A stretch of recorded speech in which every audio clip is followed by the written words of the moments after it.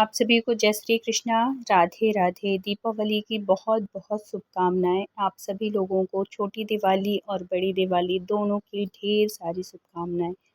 तो दीपावली से 2 दिन पहले धनतेरस मनाया जाता है, उसके बाद नरक चतुर्दशी और उसी को ही छोटी दिवाली कहते हैं, है ना। छोटी दिवाली के नाम से जाना जाता है क्योंकि दीपावली से एक दिन पहले रात के वक्त उसी प्रकार दिए की रोशनी से रात को प्रकाशित किया जाता है, अंधेरे को दूर किया जाता है।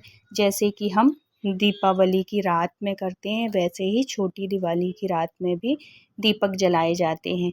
अब इसकी कथा क्या है आज की, जैसे नरक चतुर्दशी है आज की कथा, और नरक चतुर्दशी को रूप चतुर्दशी भी कहा जाता है। आज के दिन जो उपटन से स्नान करता है उसके सौंदर्य में वृद्धि होती है, तो आज के दिन ज़रूर उपटन लगा के स्नान करना चाहिए और अपने लड्डू गोपाल को भी उपटन का स्नान कराना चाहिए। उसमें आप चंदन मिला लीजिए, बेसन मिला लीजिए, थोड़ी सा यमुना जल हो तो बहुत अच्छा है, कोई पवित्र जल मिला लीजिए और उनको उपटन लगा के स्नान कराइए। हमारे लड्डू गोपाल बहुत ही खुश होते हैं। तो आज रूप चतुर्दशी या नरक चतुर्दशी की कथा सुनना, पढ़ना बहुत पुण्यदायी होता है। आज के दिन अगर आप आज 24 घंटे में कितने ही टाइम अगर आप नरक चतुर्दशी की, रूप चतुर्दशी की कथा सुनते हैं तो अनंत गुना फल की प्राप्ति होती है। और इससे हमारे लड्डू गोपाल कृष्ण भगवान बहुत खुश होते हैं, क्योंकि आज जो नरक चतुर्दशी है ना, वो क्यों नरक चतुर्दशी की इतनी महानता है, क्यों मनाई जाती है, तो इस कथा में आप सुनेंगे। एक कथा के अनुसार आज के दिन ही भगवान श्री कृष्ण ने अत्याचारी और दुराचारी असुर नरकासुर का वध किया था और 16,100 कन्याओं को नरकासुर के बंदी गृह से मुक्त किया था। उन्हें सम्मान प्रदान किया था। इस उपलक्ष्य में दियों की बारात सजाई जाती है, बहुत खुशियाँ मनाई जाती हैं इसी वजह से, क्योंकि इतनी सारी जो औरतें थीं, 16,000 जो कन्याएं थीं, उनको नरकासुर के बंदी गृह से मुक्ति मिली थी।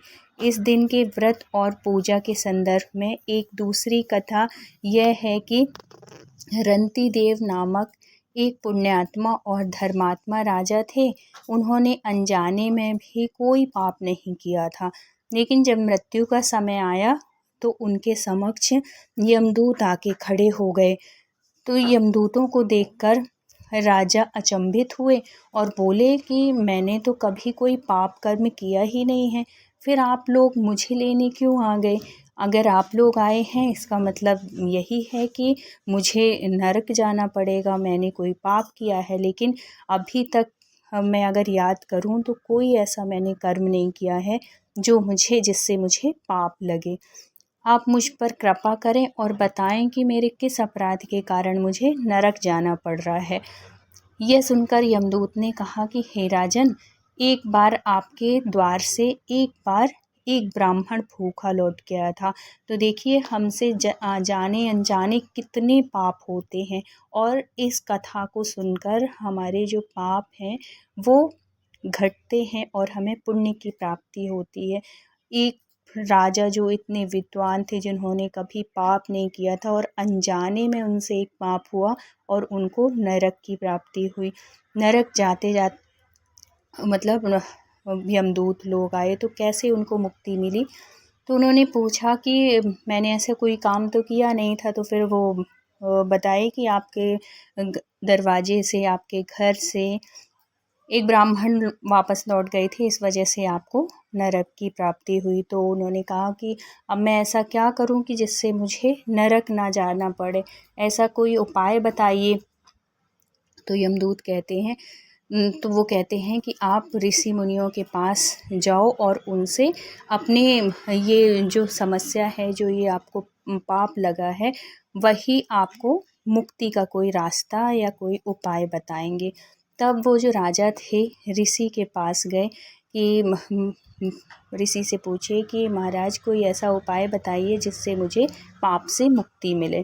तब ऋषि ने उन्हें बताया कि कार्तिक मास की कृष्ण पक्ष की चतुर्दशी का आप व्रत करो और ब्राह्मणों को भोजन कराओ।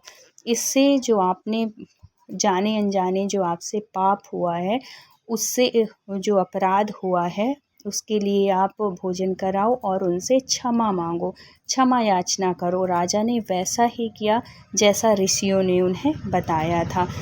इस प्रकार राजा उनको भोजन कराया, दान धर्म बहुत कुछ किया कार्तिक मास में। उससे उनको उस पाप से मुक्ति मिली और वो फिर विष्णु लोक गए, फिर उनको नर्क नहीं जाना पड़ा। तो ये हमारी कार्तिक महीना चल रहा है, इसमें भी आप जितना पुण्य धर्म करते हैं बहुत फल मिलता है।